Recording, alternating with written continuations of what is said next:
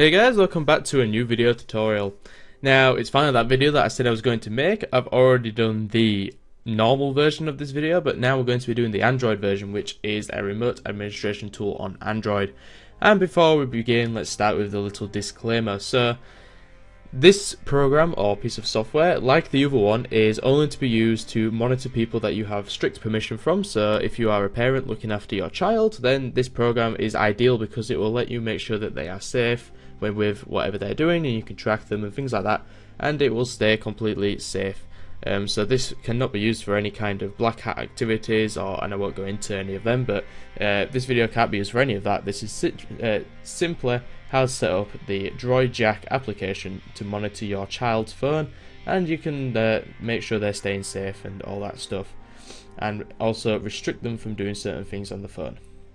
So let's get started and I'll explain DroidJack. So DroidJack is a remote administration tool for Android, and it's so you have your program here, your main actual program, and then you can monitor Android phones, and it will give you all kinds of details like the phone numbers, the countries, the models, the manufacturers, the version numbers, and things like that. And it gives you just about as many features as the normal remote administration tool would give you.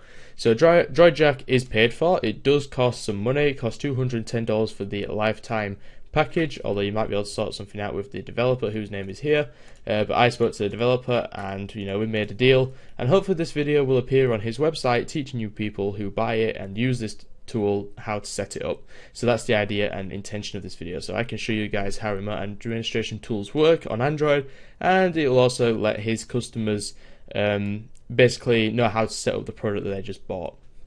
So that's how what DroidJack is. You've got all these different features here, like the inbuilt APK binder, which I spoke about in my explained video, and you can bind your server APK with any other game or application. You've got your file voyager here, which allows you to basically browse through the files on the device.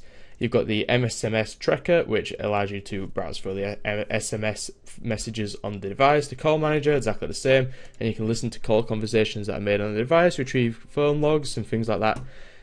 Browse through the contacts. You can use the microphone on the phone to listen live from what is going on around you. You've got the browser history, you've got the GPS locator, and you've got the message toaster, which will flash a message on the device. That's very cool. You've got the app manager, so you can open apps on the device, you can uninstall apps, and you can get the apps that's running in the foreground. You've got detailed information such as the IME number, the Wi-Fi MAC address, the cell phone carrier, and check whether the device is rooted or not, and a couple more different applications. Now this is kind of similar to how to set up a normal remote administration tool, but I'm still going to show you anyway. So we'll just close that for now, and we'll drag across DroidJack. So DroidJack is written in, or rather programmed in Java, and it uses a Java executable jar file to use it. So we'll just open it up, and it checks to see your hardware ID, I'm guessing, so you do need an account, which I have, so I'll just log in here. And this is what the interface looks like for DroidJack. But before we do that, we need to set up our DNS. So our DNS is basically what will allow us to, because if you don't know how these work, this remote tools use reverse TCP more or less.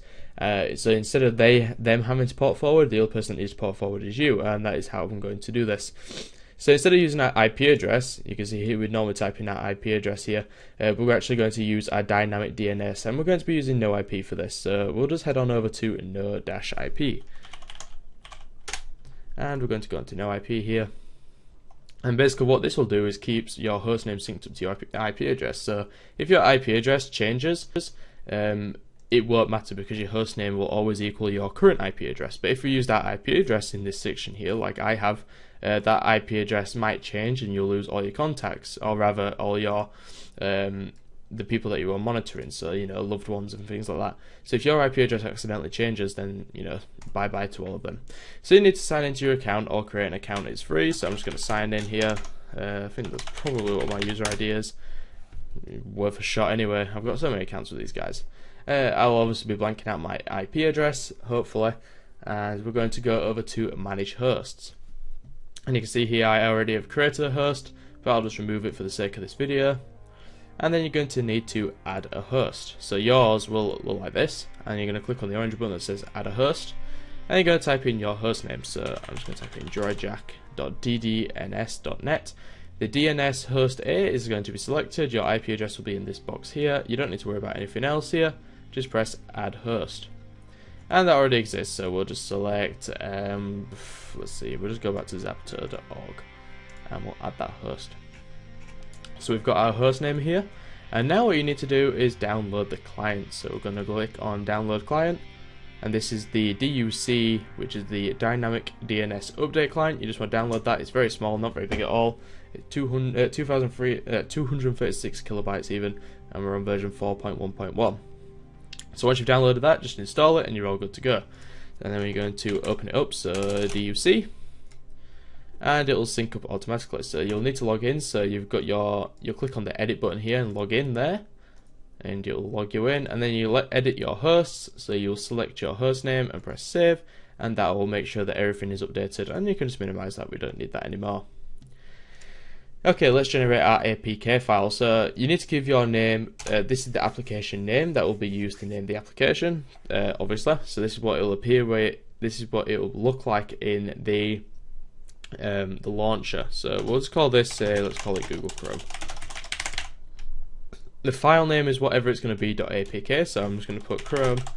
The dynamic DNS is going to be your DNS name, so mine is DroidJack, so droidjack.zapter.org, and then your port number needs to be something greater than 1024, so I just use 1337 just for neatness.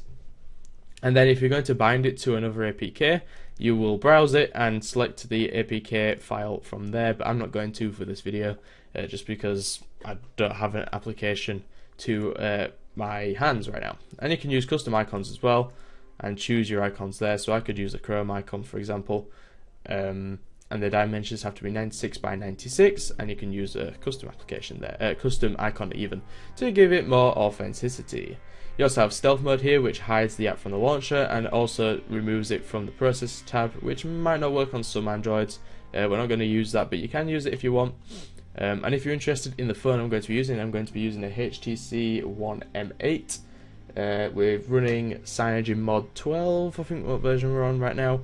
And you also have some advanced options here, so you can remove certain features, such as the file voyagers, SMS tracker, call manager, contacts browser, remote eyes, remote ears, and GPS pinpointer, and also encrypt it if you like. We will encrypt that. So if you basically are monitoring your child, but you don't want to go through the texts, or you don't want to see through their camera or their microphone, you just want to simply be able to track them, then you can tick all of these, and you'll only have the GPS pinpointer, which is kind of nice, because then your child will trust you, that you're not trying to just spy on them, that you just simply want to know where they are at all times. And then once you've filled out all these settings, we're going to hit generate, and I just need to uncheck that. So generate, and that will drop the file into the same folder where DroidJack is. So it's called chrome.apk. Now what we need to do is what everyone really despises for some strange reason, which is port forwarding. So you're going to hit Windows key and run, and you're going to type in cmd and type in ipconfig. And this is the point where everyone says you forgot to blur out your IP address. Yeah, this is a local IP address, and if I had $1 for every time someone told me that I forgot to blur out this IP address here, I could live in a rather big house and drive a nice car. So yeah, you've got your local IPv4 address here, but you want your default gateway. So mine is 10.0.0.1 because I've upgraded to Virgin Media Business. So 10.0.0.1, which will bring you to your router, and you're going to need to log in with your details, whatever they may be. You can tell what mine is. And you're going to click on Advanced Settings and basically navigate to your port forwarding section. So this is different for every router. Please don't ask me, because I won't be able to provide you with an answer, because I don't own every router in the world. Unless you have a D-Link or a Superhub, then I could help you out. So you're going to fill out the information here. So I've already done it down here, but for the purposes of this video, I will just delete these and show you what to do. So you need to port forward 2 numbers. So the first one we'll do is the 1334. So that will allow DroidJack to work. I didn't read the README file, if I'm honest, so I don't know what this port does, but that is a port number that you need to port forward, as well as your other port.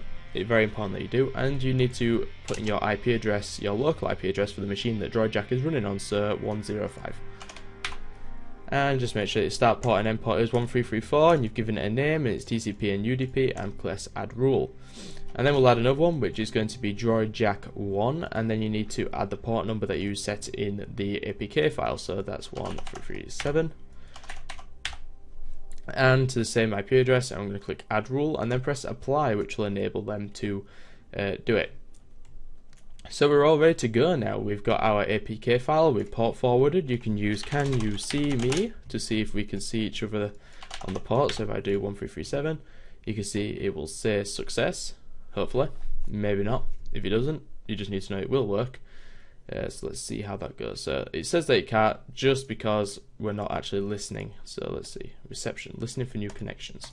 Let's try again. There you go. So success, I can see you on that service. And then is it 1334 for the other port? Yep, so check the port. And it should be able to see us on that port as well. If it can't, it doesn't matter. It will do once we start using the program. Okay, so we'll ignore that for now.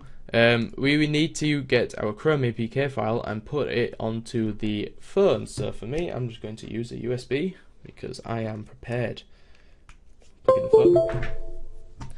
And we'll go down to my PC, we'll go to 1M8 and we'll open up the File Explorer again. Go to the desktop and DroidJack. And we're going to put this straight into a folder called ROMs because that's where I put all my important stuff.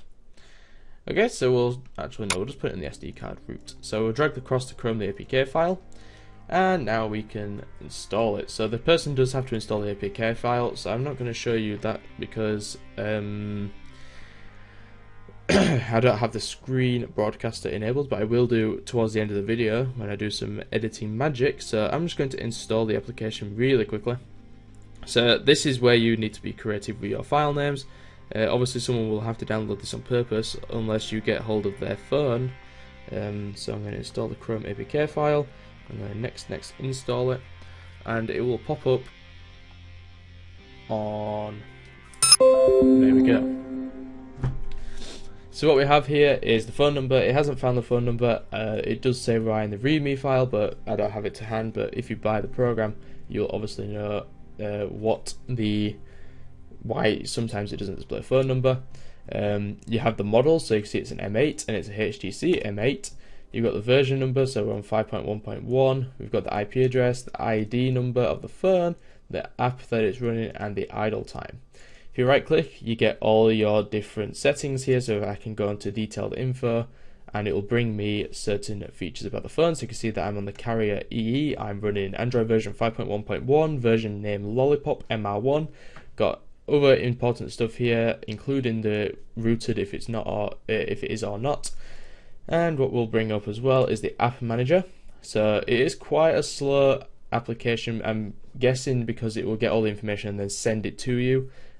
So using things like the SMS tracker can be quite slow, but it also, I guess, depends on the speed of the phone. And John Cena's Sexy High School Adventure, best game ever. You should definitely get that. It is absolutely hilarious about how ridiculous it is. So yeah.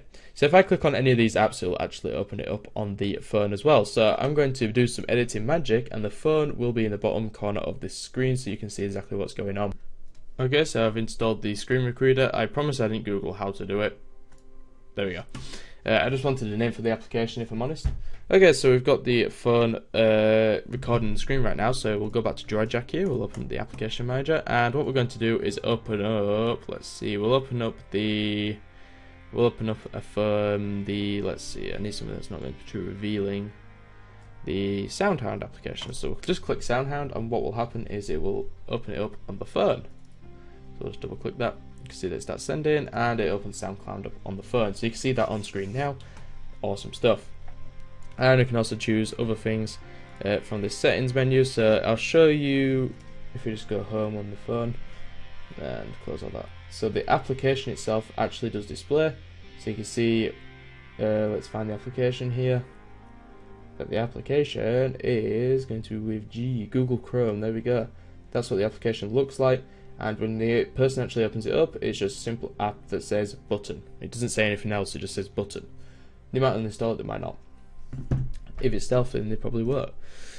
Okay, so we've also got the, let's see, I want something, so the message toast I'll show you guys. So if I type in a message saying, Jack tutorials and press toast, it'll display on the phone, and you can see there it says that.